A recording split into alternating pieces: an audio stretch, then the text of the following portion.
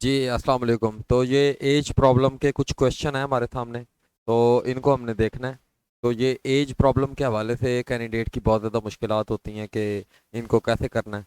तो जब तक आप लोगों का मैथ में दिमाग नहीं खुलता और आपको थोड़ी सी क्वेश्चन समझना नहीं आता, उस वक्त तक एज वाले सवाल आपके लिए मुश्किल हैं। तो थोड़ा सा मैं कोशिश करूंगा आपकी जो है तवज्जो करवाने तक कि एज के सवाल होते कैसे हैं। तो फिर आपने इनको ढूंढना है और करना है ताकि आपका एग्जाम बेटा सोर्स है, उसके अलावा पीपीएससी के पास पेपर जो है वो सोर्स है, ताकि आपको नया क्वेश्चन अगर एज वाला आए तो क्या आप उसको समझ सकते हो, अंडरस्टैंड कर सकते हो, सॉल्व कर सकते हो, तो फिर गुड इनफ है। चलें जी, अब हम ये सवाल देखते हैं। कहता है कि A is 2 year older than B. कहता है जो ए हमारे पास एक बंदा है वो 2 ईयर ओल्डर देन बी है।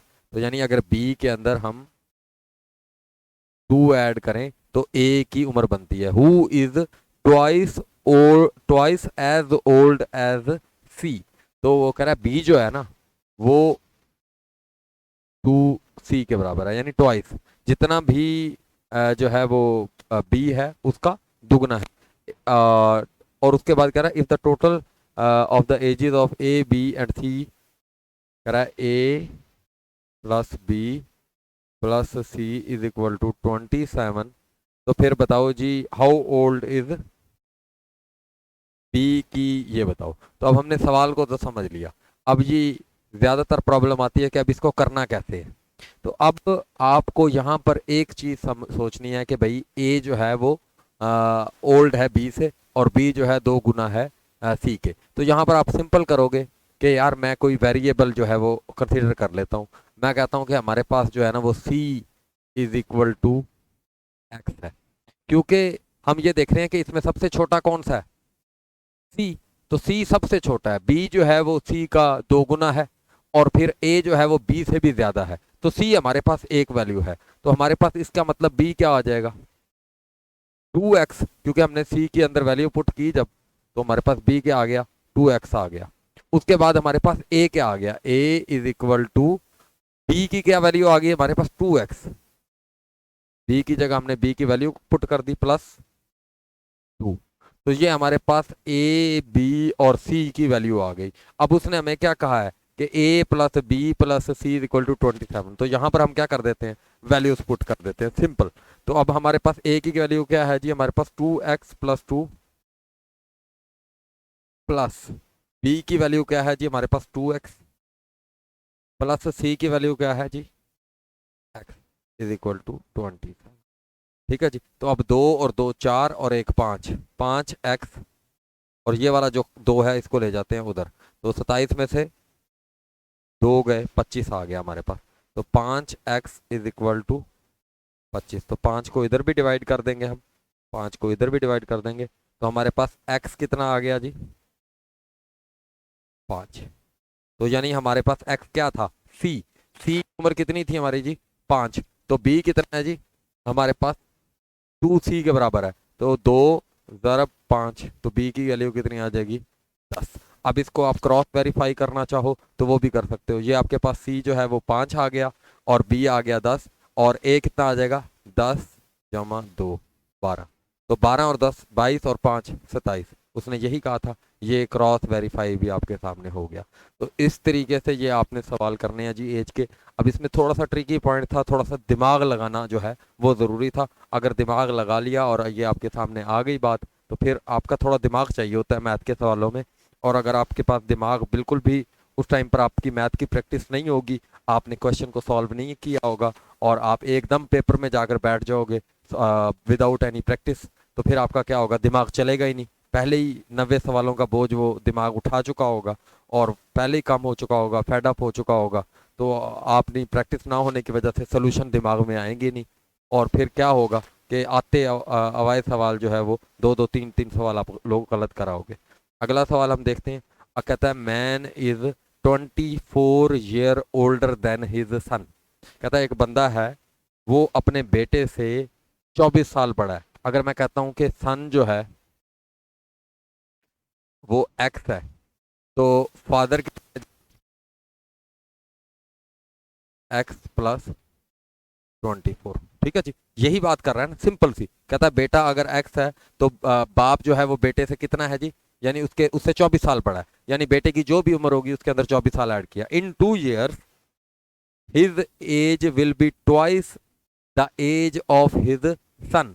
जो बाप की उम्र है ना 2 साल बाद, एक्स प्लस 24 प्लस 2, अगर 2 साल बाद क्या होगा जी, ट्वाइस हो जाएगी बेटे की एज से, यानी 2 into x+2,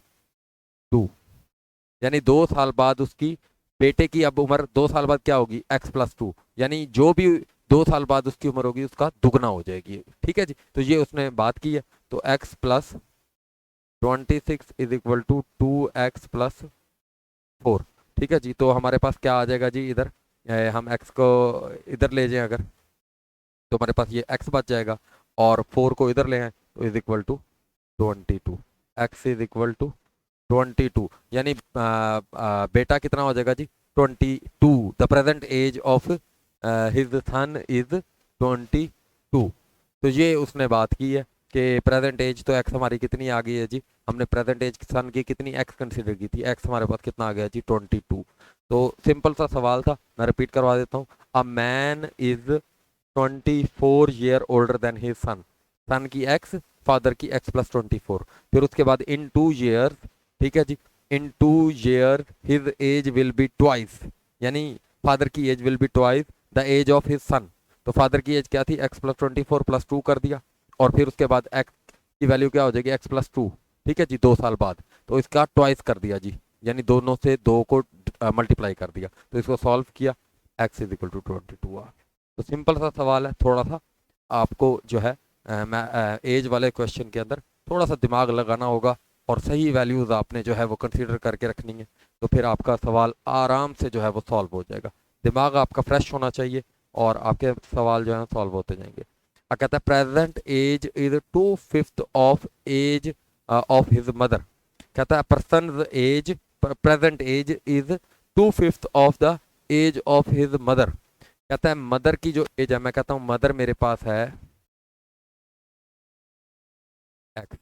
अब आप सोचोगे उधर सर आपने सन को लिया था, जहां पर बटे बटे आ रहे हैं तो मैंने कहा है कि भाई उसको मदर की एज सिंपल है, तो बेटे की उसका कुछ दिया हुआ है, तो वो एक्स है जी। सन की एज कितनी है, 2/5 यानी ऑफ एक्स। ठीक है जी, the present the person age is 2/5 of the age of his mother, 2/5 of age of mother कितनी है जी, एक्स। ठीक है जी, after 8 year he will be 1/2 of the age of his mother.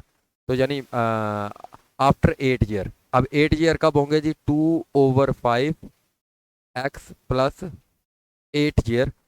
अब उसने क्या कहा है जी, will be 1/2 of the age of mother, mother की एज क्या थी जी,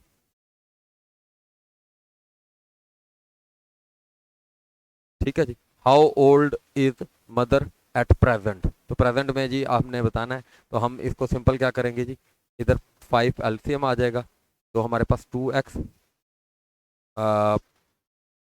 बल्कि इसको हम दूसरी तरह से भी सॉल्व कर सकते हैं।